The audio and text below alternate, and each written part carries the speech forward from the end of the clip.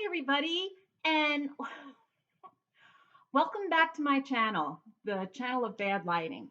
But anyway, I just wanted to give you some thoughts on a new TV show that is currently like trending on Netflix. And it's like this super popular TV show. It's a series. I think there's 7 or 8 episodes. Um, I'm going to go on record as saying it's definitely geared toward the younger audience than the more mature audience.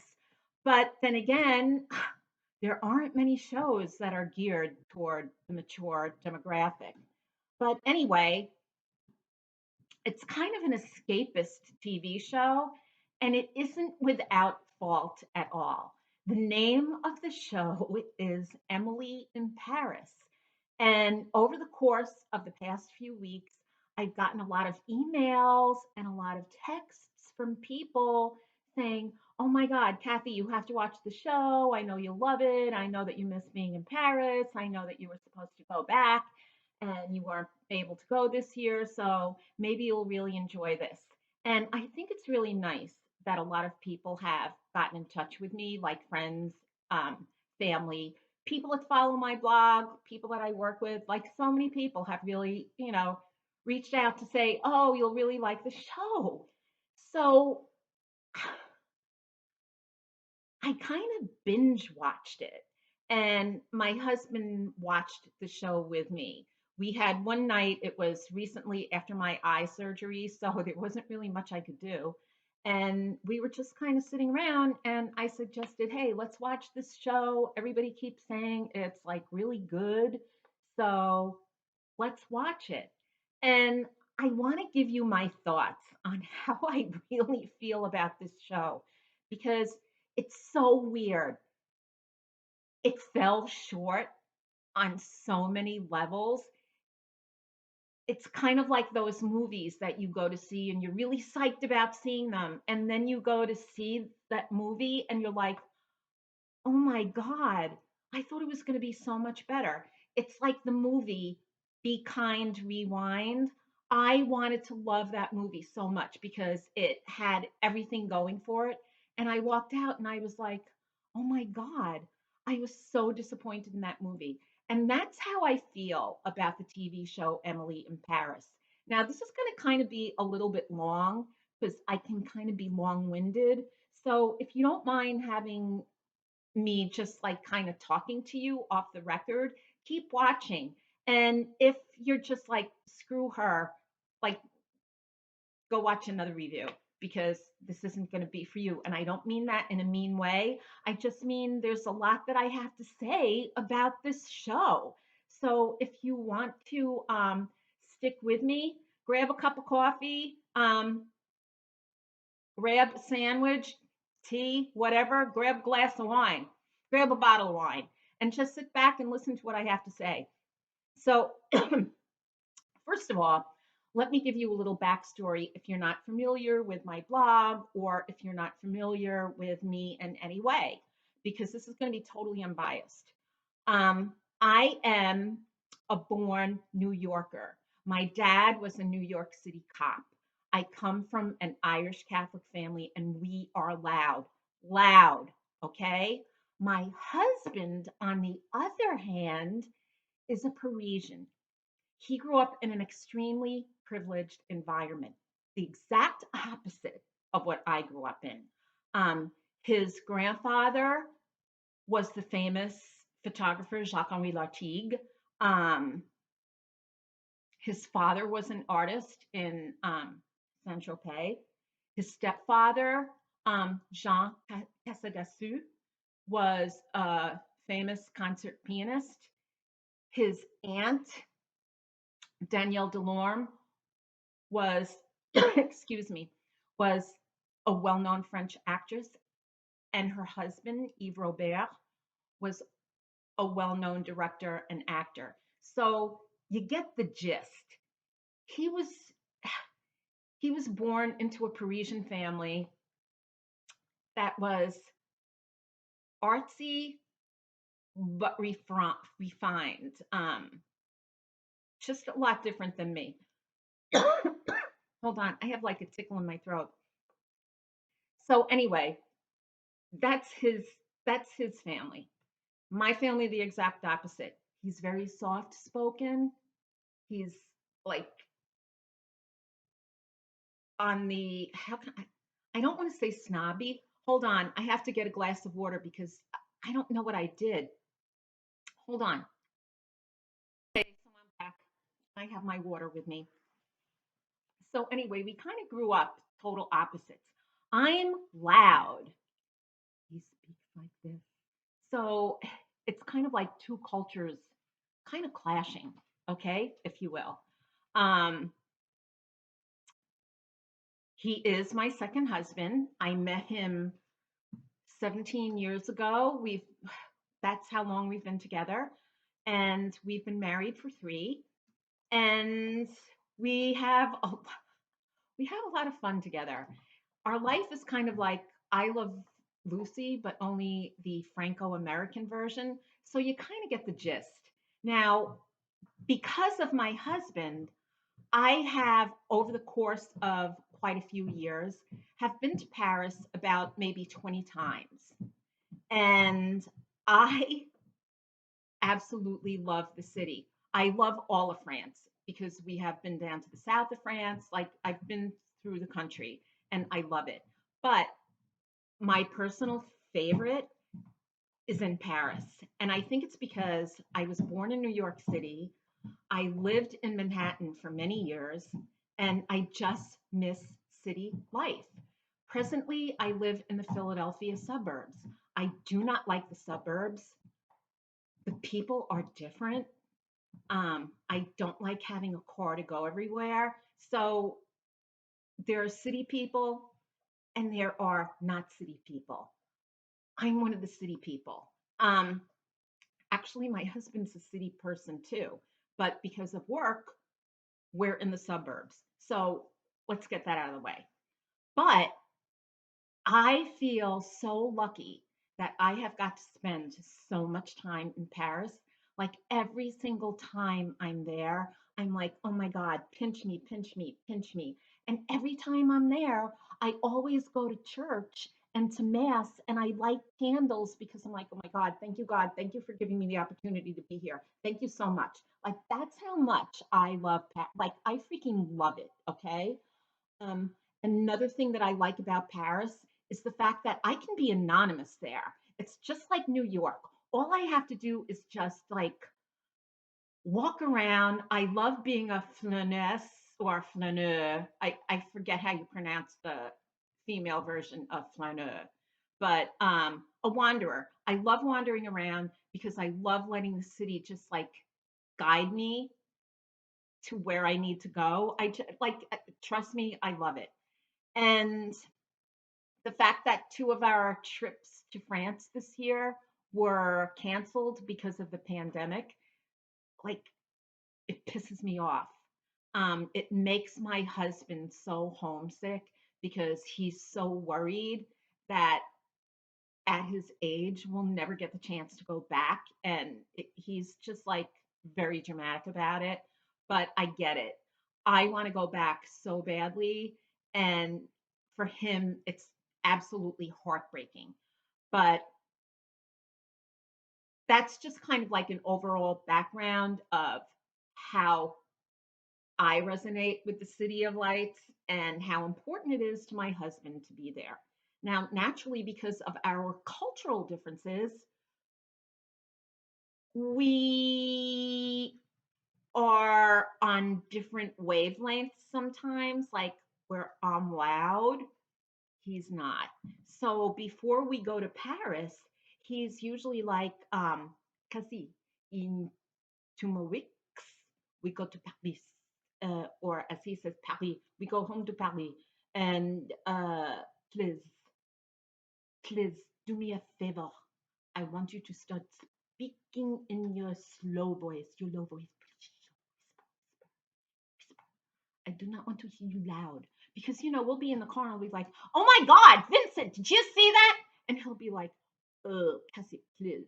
So I know I'm getting off track. I'm so sorry because I have a tendency to do that. But back to the show. So this show, Emily in Paris, is basically the plot is this young girl in her 20s gets to go to Paris because her boss ends up pregnant and can't go. So she ends up going to Paris to work. I think the main premise is for at least a year. Okay. So she's in Paris. She's going to be there for a year. And it kind of follows her work life and her personal life. Sounds really easy and just pretty understandable, right? Yeah, but there's so many nuances that are so annoying with the show that it's like cringeworthy. Um, we have the smoking stereotype, we have the cheating man stereotype, we have the bitchy boss stereotype, we have the Instagram stereotype, we have the stereotype that everybody wears a fucking beret every time they go to Paris. And I'm sorry I dropped the F bomb, but that just drives me up a wall. And it's just, we have the apartment thing. Like there's so many things that are annoying. But first, I'm going to touch on the character of Emily herself. Now, Emily is played by Lily Collins. And I'm not, I'll give credit where credit is due. She's adorable. She's really cute. She is so stinking skinny. I want to give her a burger, but she's just a really cute girl. Or maybe I'm being insulting by calling her a girl. She's a cute young woman. Okay. She really is. She's really cute. Her acting skills leave much to be desired. This character of Emily, in my opinion, is extremely unlikable. First off, she's in Paris. You would think that she would have at least done her homework before she left to go to the city, i.e., knowing that there's a certain rule of protocol that you follow when you're in an office. There's a certain rule of protocol when you're out and about, and expect that you are going to have to walk up at least 4 or 5 or 6 flights of stairs to get to your apartment. And apartments in general in Paris are so freaking hard to come by. So there's a lot that's like, huh? About the show. Um, Her character is so obnoxious. She, the stereotype, and this is a true, this is kind of true. The stereotype that she goes into this office and expects everybody to be speaking English to her is so American. I have been in Paris so many times where I have witnessed such rude behavior from Americans that it's been like an embarrassment.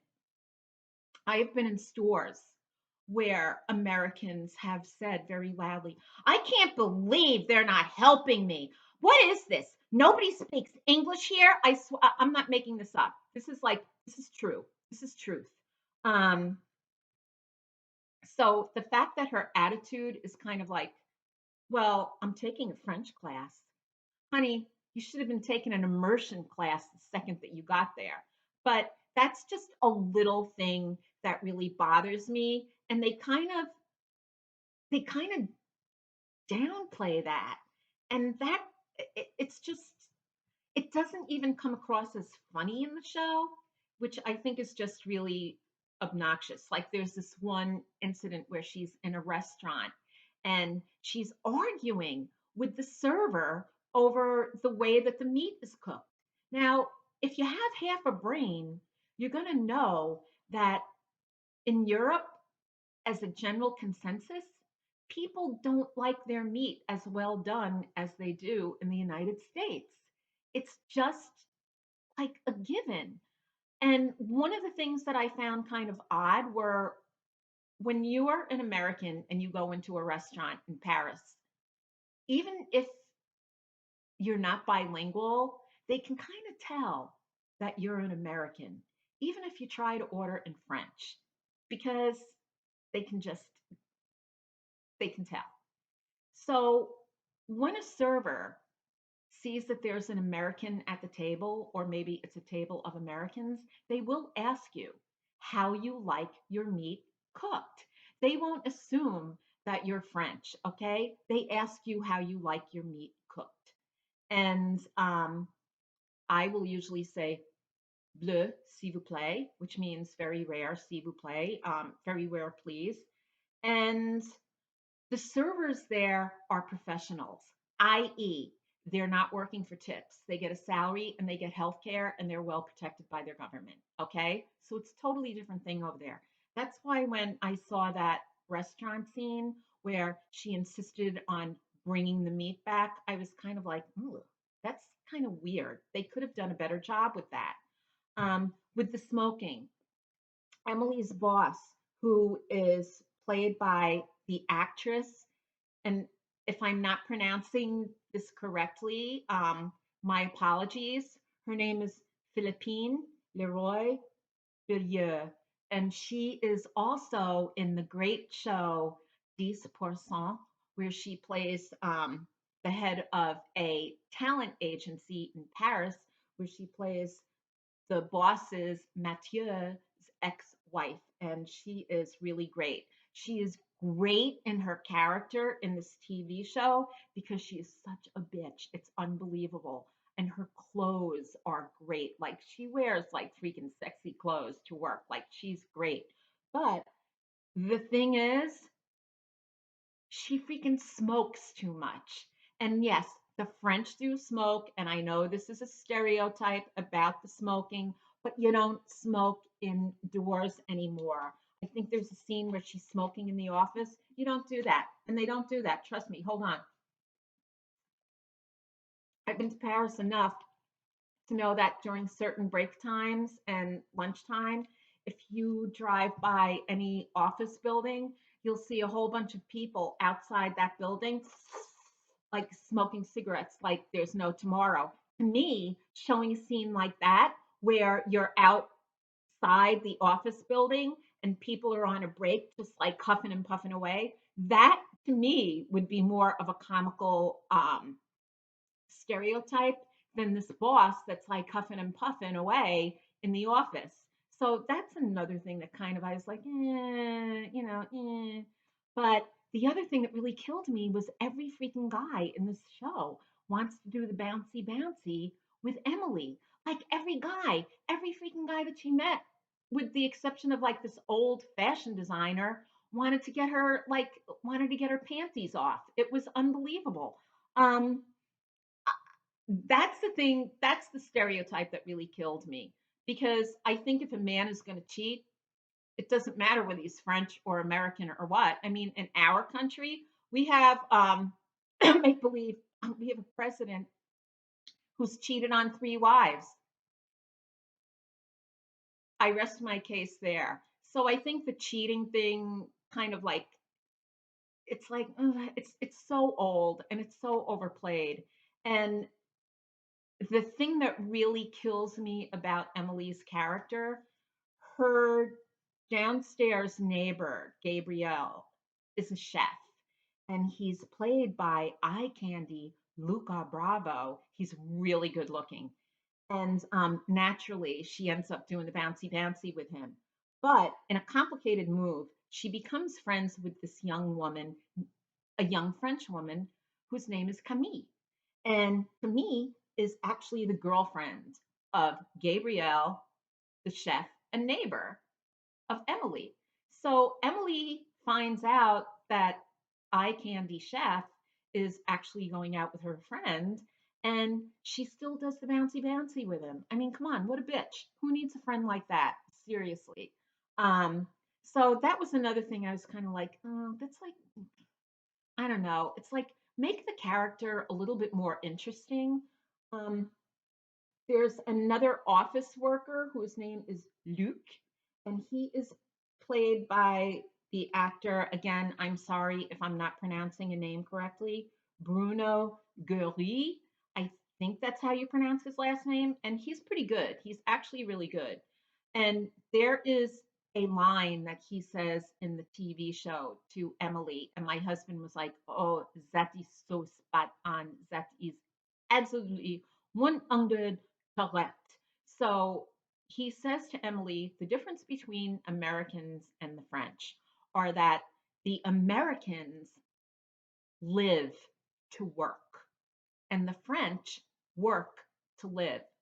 Think about that. And it's true. In this country, everybody is so freaking overworked, and anything is an excuse for any company to cut down on staff and then give the staff that they have so much work that there's absolutely no quality of lifetime. Trust me, I know. But that was something that I thought was really interesting because the French actually do know how to make the use of their time. I mean, they go to lunch. They have like lunch is really important. They'll have hour and a half lunches and they all eat lunch. It's not like here where somebody grabs a kind bar and then goes back to work on their computer. No, they actually take the time out to enjoy their life. And they will sit at a cafe for hours over one cup of coffee and nobody's making you leave the place. Like it's the life, the quality of life there is really, really great. And I kind of wish that they would focus more on that than the work. Like there's another scene in in one of the episodes where they're out at a social gathering and Emily starts talking about work. And in Paris, they don't do that. Social time is social time. You can talk about philosophy or anything else that comes to mind, but you're not going to talk about work. Um, it's just like the little things like that that really bother me. The clothes, I think, is another point that just like drove me nuts. Um, yes, it's true. Parisians have a great sense of style. Um, and this is an example. Like Emily is really young, and she's her wardrobe actually looks like she's trying too hard. There's a scene where she's wearing a beret and it's like flat on her head. Who wears a beret like I mean, oh my God. I was like, Vincent, we have to shut this off. I can't even look at her in that beret. In the years that I've been going to Paris, I have yet to see maybe tops 5 women wearing berets. And when they did wear berets, they had them down very close on their head, almost like a cloche, instead of this flat pancake thing. I was just like, oh my God, if I saw somebody in Paris wearing a beret like that, I would laugh at them. Um, her clothes, I know that the wardrobe is supposed to say, wow, this girl has a great sense of style. But quite honestly, we stay, most of our time when we're in Paris is spent in the sixth arrondissement. In, and it's buzzing with young people, which is a great thing. And the young people are all dressed in jeans, Converse sneakers, surprisingly, in black or white or whatever color they feel like wearing, or boots, and just like t shirts, sweaters, depending on the time of year, there's always a scarf. And they have this way of just having that little nuance of style about them. And they look great. They're kids, they're young. They save the women, actually, the young girls save the super dressing up for when they're going out someplace fancy like a wedding or an event. But when it's a casual thing, even at work, the young women have a tendency to dress down in Paris, and it's when they're going out that they dress up. Um, the men are more prone to wear suits to work, but like that's how it rolls. Women go to work more casually over there and they spend their like really good fancy clothes on when they go out to someplace fancy. And that was one thing that I really wish that they had touched upon more in the show because I know that there are a lot of young girls that are watching this show that probably think that Paris is all smoke and mirrors. And it's not like that at all. Like it's just not. And Emily and her dopiness in not even making attempt to learn some of the basic phrases in French drives me up a wall. If you're over in Paris for the first time or the third time or whatever, and you're not fluent in the language, all you need to know is the basics, and the people are going to be so stinking nice to you. I have never had an issue in Paris ever. Like, the people are so great. As a matter of fact, one time at one of the markets, my husband lost me because there was a man selling olives, and he was so nice, and he kept feeding me olives, and nobody could find me. Finally, my husband's aunt, Danielle, and my husband started walking around, and they found me with the olive man.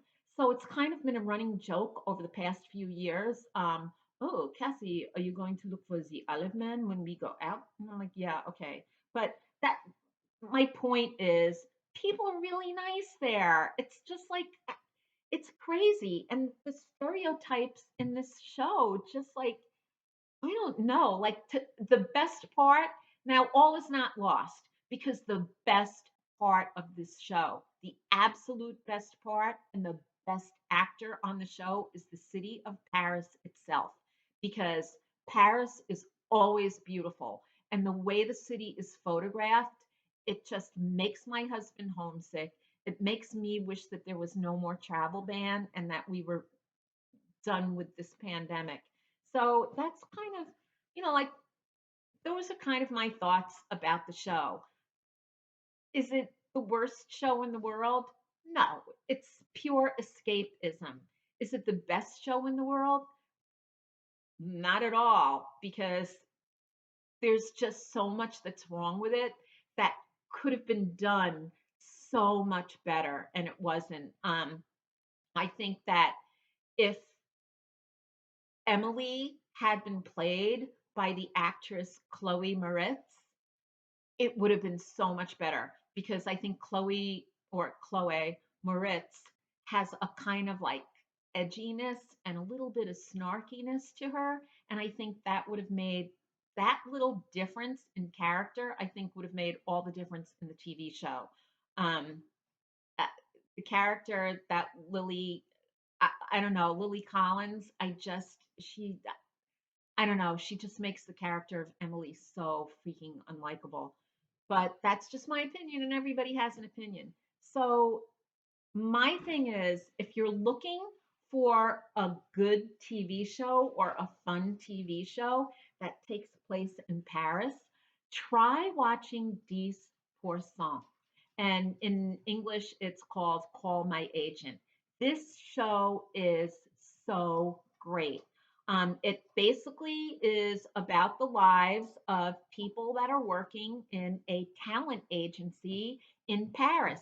And every week there's a guest star, like Joey Starr, Jean Dujardin, like all these different, like, oh, Isabelle Huppert, like all these really great French actors show up on the show, and the show is so funny. Like, the characters are so well defined, and every single one of them is so likable. Like, it's like the kind of place where you're like, oh my God, I would really love to work there.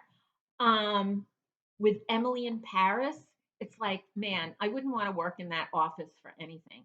But in 10%, it's like a whole different vibe. It's like, oh man, I want to work here. And then there's another TV show that takes, this is really funny. It's called Family Business. And it's about a Jewish family that originally owns like a boulangerie in the Marais, but they got into selling weed and like marketing weed and growing weed. It's the funniest thing, because they're like, their misadventures are so stinking funny. Um, there's another show, and just in time for Halloween, it's called La Révolution, and it takes place during the time of the French Revolution, but it's not really about the French Revolution. It's a great costume drama. The costumes are really good, and the French do that stuff so great. so well. And it's a horror story, it's a fantasy story, it's a thriller story, it's kind of like a zombie story all rolled up into one. It's just weird. I can't describe it, but if you liked the show Versailles, you're going to really like this show. It's like freaking weird, but it's so interesting. So that's it. Just my thoughts. Nothing more than me sitting here ranting and raving about how I feel about the show. So that's it. Take care. You know, you don't have to like it. You don't have to dislike this video. You don't even have to pay attention to it. But that's it. So take care and have a really good day. And whew, I will see you later, possibly next week with some sort of review, maybe makeup, maybe another wig. Who knows? Maybe a TV show. So take care and bye.